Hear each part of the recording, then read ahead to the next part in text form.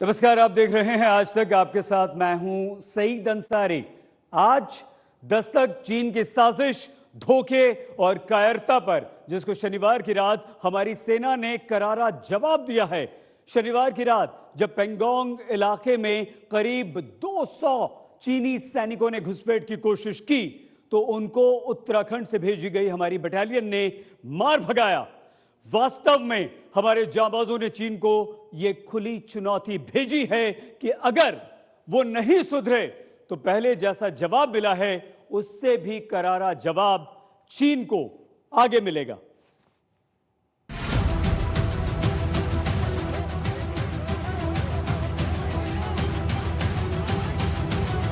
विस्तारवाद का युग समाप्त हो चुका है।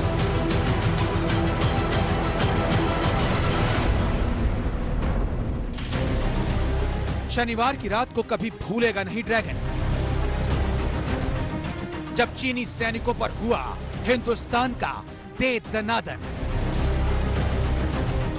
तुम दबाकर भागे चीन के 200 सैनिक। जब घुसपैठ की कोशिश चीन को बहुत महंगी पड़ गई, नाकाम हुई चीन की गलवान पार्ट 2 वाली साजिश। चीन की हिमाकत देखिए कि एक बार फिर से 5 मई की रात वाली घटना को दोहराने की कोशिश की, जब उसने गलवान में चोरों की तरह घुसपैठ की थी। लेकिन 29 अगस्त की रात उसकी शामत आई थी, जो उसके 200 जवान पेंगोंग त्सो के पास घुसपैठ कर रहे थे। लेकिन हिंदुस्तान के पराक्रमी वीरों ने उन्हें खदेड़ दिया। अपनी एयरफोर्स को चुकन्ना रहने, अपने सैटेलाइट्स को चुकन्ना रहने, ड्रोन्स को चुकन्ना रहने, और जब चाइना की तरफ से इस की कोशिश होती है तो कड़ा जवाब दे रहा है। हमने बड़े क्लियर शब्दों में कहा है कि हम शांति चाहते हैं, लेकिन किसी प्रकार से अपनी जो है इंटेग्रिटी को और सॉवरेनिटी को क्वेश्चन नहीं करने देंगे। गलवान घाटी में हुई चीनी साजिश और धोखेबाजी के बावजूद हिंदुस्तान चीन से बातचीत कर रहा था, बावजूद इसके कि चीन की नीयत और नीति को हिंदुस्तान अच्छे से जानता है। जिस वक्त चुशूल में कमांडर स्तर की बातचीत हो रही थी, उसी वक्त 29 और 30 अगस्त की दरमियानी रात चीन ने अपना असली रंग दिखा दिया। अब आप पेंगोंग त्सो के पास का वो इलाका देखिए जहां चीनी सेना का इलाज हमारे जवानों ने किया और जहां से उसके 200 सैनिक तुम दबाकर भाग खड़े हुए। अब तक जितना भी एक्शन था वो पेंगोंग के उत्तरी तट पे था, यानी कि नॉर्थ बैंक पे था। इस वक्त जो एक्शन हुआ है वो पेंगोंग के दक्षिणी तट पे हुआ, यानी कि साउथ बैंक पे हुआ है। मैं आपको ठीक उस जगह पे ले जाके दिखा सकता हूं जहां पर भारत और चीन की सेनाओं के बीच में ये जो सारा एक्शन है। आप इस तरफ नजर रखिए, ये जो लाल लाइन है ये लाइन ऑफ एक्चुअल कंट्रोल है। ये है पेंगोंग झील। 1/3 झील भारत में पड़ती है, 2/3 जो झील है वो चीन में पड़ती है। और चीन ने पहले यहाँ पे line of actual control cross की थी और भारत की जो जमीन है उसमें एंटर करने की उन्होंने कोशिश की थी। ये तो 29-30 की रात को चाइना ने इस इलाके को क्रॉस करके भारत की तरफ घुसने की कोशिश की, जो कि सेना की प्रेस रिलीज में लिखा है कि चाइना ने स्टेटस को ऑल्टर करने की कोशिश की। यहाँ पे आप देखिए ये भारत की सड़क है, यहाँ पे भारत ने अपने बिल्डअप किए हुए, ये भारत की सड़क है। हमारे सैनिकों ने रात में देखा कि चीन एंटर करने की कोशिश कर रहा है। उसके बाद अब एग्जैक्ट जगह तो हम लोगों को इस वक्त नहीं मालूम, लेकिन जो कुल मिला के अंदाजा है वो ये है कि इस जनरल एरिया में ये झड़प हुई है। भारत और चीन की सेनाओं के बीच में हमने आइडेंटिफाई कर लिया है उस जगह को जहां पर भारत और चीन की सेनाओं के बीच में ये जंग हुआ। चूंकि इंडियन आर्मी वहां पे मुस्तैद थी और काफी अलर्ट पे थी, तो हमने स्पॉट किया कि चाइनीज आर्मी अंदर आने की कोशिश कर रही है और उसके बाद इंडियन आर्मी वहां पे मोबिलाइज हुई। ये 14 कोर का इलाका पड़ता है, पूरा लद्दाख का जो सेक्टर है वो 14 कोर का आर्मी का इलाका पड़ता है, और वहां पे फिर हमने उनको पुशबैक किया। अब हम आपको समझाते हैं कि कैसे चीनी सैनिकों ने शनिवार की रात को घुसपैठ की कोशिश की। 29 अगस्त की रात 11 बजे की घटना है। पेंगोंग त्सो इलाके में चीनी सैनिकों ने घुसपैठ की कोशिश की। करीब 200 चीनी सैनिकों ने घुसपैठ की कोशिश की। चीनी सैनिक एसयूवी में सवार होकर आए थे, लेकिन हमारे जांबाज मुस्तैद थे, जिसके कारण झड़प हुई और आखिरकार चीनी सैनिकों को तुम दबाकर भागना पड़ा। हिंदुस्तान ने चीन के साथ बातचीत तो जारी रखी, लेकिन अपनी सैन्य तैयारियों में कोई कमी नहीं छोड़ी थी। चीन बस यही मात खा गया। उसने हर बार की तरह यही सोचा था कि हिंदुस्तान उसकी बातचीत के झांसे में आ जाएगा, लेकिन हिंदुस्तान की सरहदों की हिफाजत करने वाले जांबाज जी जान से जुटे थे। उन्हें पक्का अंदाजा है कि लातों के भूत बातों से कहां मानते हैं। उसकी कथनी और करनी में अंतर है। चीन दबाव डाल रहा है और अगर हम दबाव के नीचे दब गए तो मुश्किल होगी। अभी हमने ईंट का जवाब पत्थर से देना है, आंख में आंख डाल के बात करनी है। अगर वो कहीं पर भी इंट्रूजन करने की कोशिश करता है, ट्रांसग्रेशन करता है, तो उसको जवाब तुरंत देना चाहिए। ड्रैगन की रग रग से वाकिफ भारत ने अब तक LAC से अपनी सेना की तैनाती में कमी नहीं की है। करीब 40,000 जवान मुस्तैद हैं ताकि चीन की छोटी से छोटी गुस्ताखी का भी बड़ा जवाब दिया जाए और वो दोबारा हिंदुस्तान की तरफ आंख उठाकर न देख पाए। जहाँ तो हमें बातचीत का लेवल बढ़ाना पड़ेगा, जहाँ हमें उसको मिलिट्री की टर्म्स में मुंह तोड़ जवाब देना पड़ेगा, क्योंकि चाइना एडमेंट है लाइन ऑफ एक्चुअल कंट्रोल को चेंज करने के लिए। वो उसकी जो परसेप्शन अपने हिसाब से देखता है, वो उसको फिंगर 4 तक लाना चाहता है। तो ये हमारे लिए एक लॉन्ग टर्म जो घातक बात होगी, इसलिए हमें चाइना को चेक करना बहुत जरूरी है। शनिवार की रात चीन ने जो कुछ किया, उसके बावजूद हिंदुस्तान की नीति में कोई बदलाव नहीं आया है। वो बातचीत से समस्या का हल चाहता है, लेकिन अपनी सरहद की कीमत पर कतई नहीं।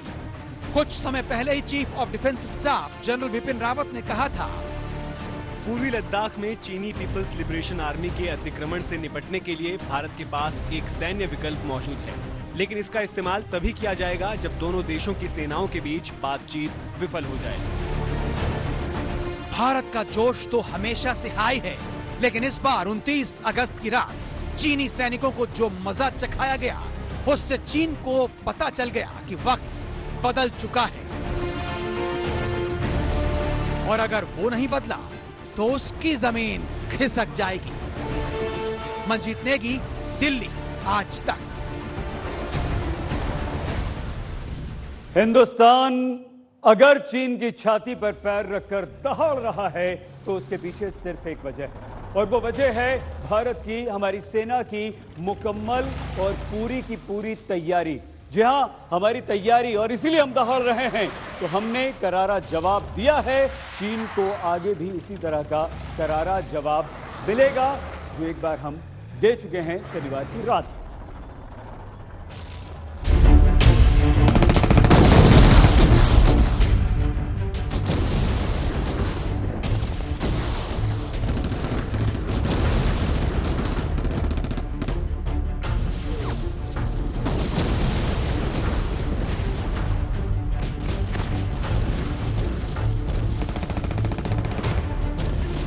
58 साल पुराना वो युद्ध आज भी हर हिंदुस्तानी के सीने में किसी ज्वालामुखी की तरह दहकता है। वक्त हर घाव को भर देता है, लेकिन चीनी धोखे के उस घाव को नहीं जो 1962 में हिंदुस्तान के विश्वास और आत्मसम्मान पर लगा था।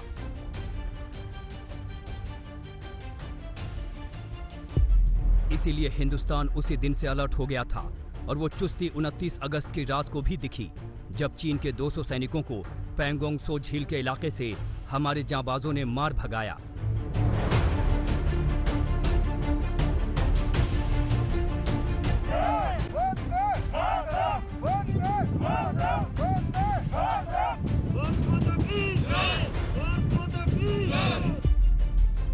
लेकिन हिंदुस्तान की तैयारी इससे कहीं आगे की है। भारत ने तय कर लिया है कि अब की बार चीन को ऐसा सबक सिखाना है कि वो अपनी चौहद्दी में रहना सीख जाए।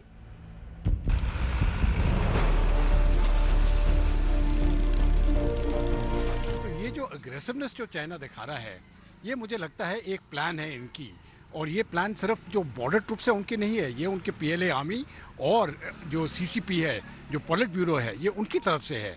और ये जानबूझ के चीन इस प्रकार की हरकतें करता जा रहा है।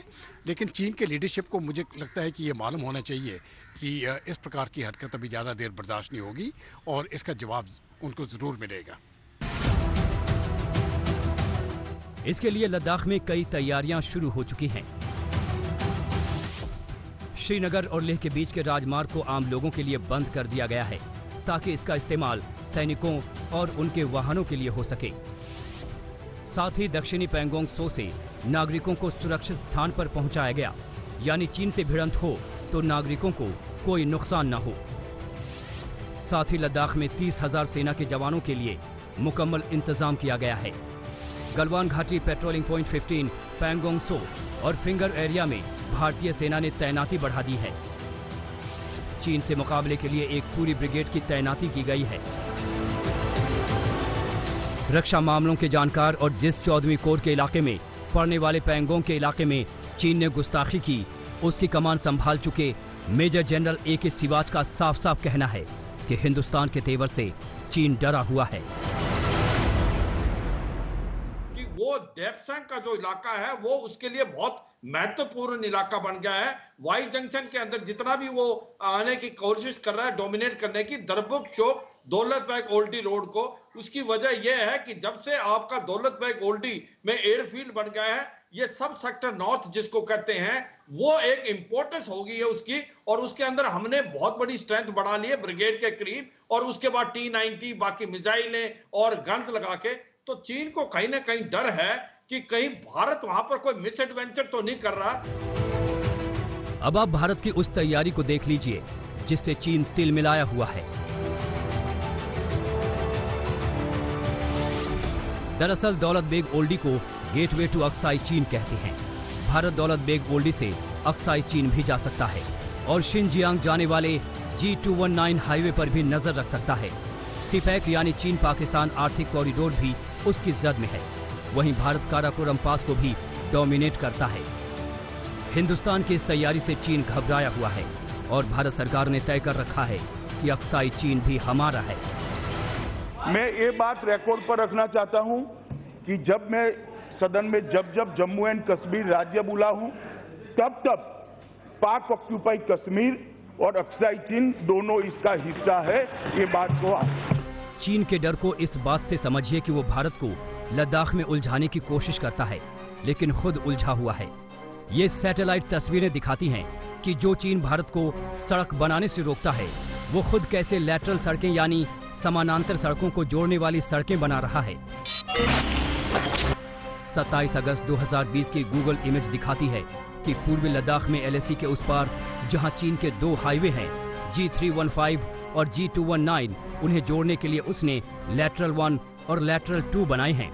इनकी मदद से चीन की सेना और उसके लिए सारी मदद तेजी से पहुंच सकती है। इस तस्वीर में भारत का दुर्मुख शोक रोड भी दिख रहा है। G219 का निर्माण चीन ने 1950 में शुरू किया और 1957 में पूरा कर लिया। पूर्वी लद्दाख में बनी ये सड़क भारत चीन के बीच तनाव की वजह बनी और आखिर में 1962 में युद्ध हुआ। लेकिन अब चीन चाहे जितना जोर लगा ले, लेकिन जिस तरह प्रधानमंत्री नरेंद्र मोदी ने लद्दाख में जाकर और फिर लाल किले के प्राचीर से हिंदुस्तान की सरहदों की हिफाजत के लिए हुंकार लगाई, उससे साफ है कि अब चीन की खैर नहीं। LOC से लेकर LAC तक देश की संप्रभुता पर जिस किसी ने आंख उठाई, देश की सेना ने, हमारे वीर जवानों ने उसका उसी की भाषा में जवाब दिया। चीन भी इस बात को जानता है कि उसकी बंदर घुड़की अब चलने वाली नहीं है। मंजीत नेगी, दिल्ली, आज तक। अगर चीन की साजिश और खतरनाक चाल का जवाब देने के लिए LAC पर हमारे जाबाज तैनात हैं, तो उसी चीन के फौजी गुरूर को चकनाचूर करने के लिए आसमानी ताकत भी दहाड़ रही है। हिंदुस्तान के त्रिदेव LAC पर तैनात हैं, जो हवा से जमीन पर भी मारते हैं और आसमान में भी मारते हैं। हम पूरी तरह से तैयार हैं।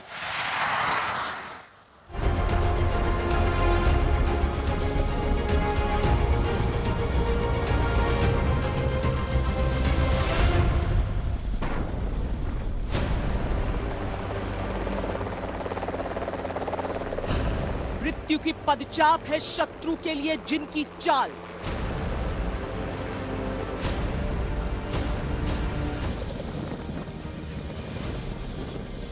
गर्जना है दुश्मन के लिए साक्षात काल। इनकी क्षमता है अकूत, इनका निशाना अभेद है। ये शक्ति का आह्वान है, ये सदैव विजय का वरदान है। भारत के ये त्रिदेव यानी राफेल, अपाचे और चिनूक चीन की निश्चित हार की तस्वीर है।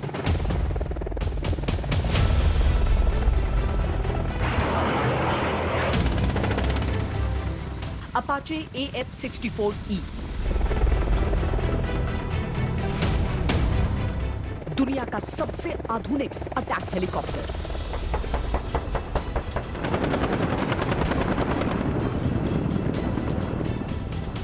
युद्ध भूमि के बदलते स्वरूप और युद्ध की बदलती जरूरतों के अनुसार हाइब्रिड वॉर आज की हकीकत है। AH-64E अपाचे का अत्याधुनिक और अपग्रेडेड वर्जन आज के समय में यह तकनीकी तौर पर दुनिया में सबसे उन्नत और घातक अटैक हेलीकॉप्टर है।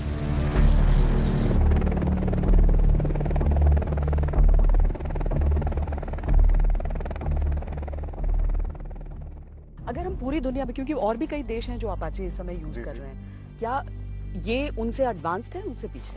ये दुनिया में जितने भी अपाचे के वर्जन्स हैं उनमें ये सबसे एडवांस वर्जन है। इसको एको वर्जन 6 बोला जाता है। अपाचे एको वर्जन 6 बोला जाता है। ये सबसे एडवांस्ड वर्जन है जिसमें भारतीय वायुसेना की आवश्यकताओं के हिसाब से बदलाव किए गए। तो इन बदलावों को हम ही ने प्रपोज किया था और उसके बाद जाके फाइनली ये जहाज हमारे पास आया है।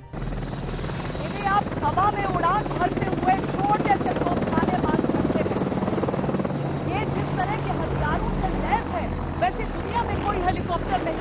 इसमें 30 mm के गन्स लगे हैं, 70 मिलीमीटर के रॉकेट्स लगे हुए हैं, इसमें एंटी टैंक मिसाइलें लगी हैं जो कि मुश्किल से 3 फीट के दायरे में भी अटैक अपनी कर सकती है। और इस आसमान में तैरते हुए ही जमीन वाले दुश्मनों को, जो उनकी फौज होती है, उसे नेस्तनाबूद कर सकते हैं।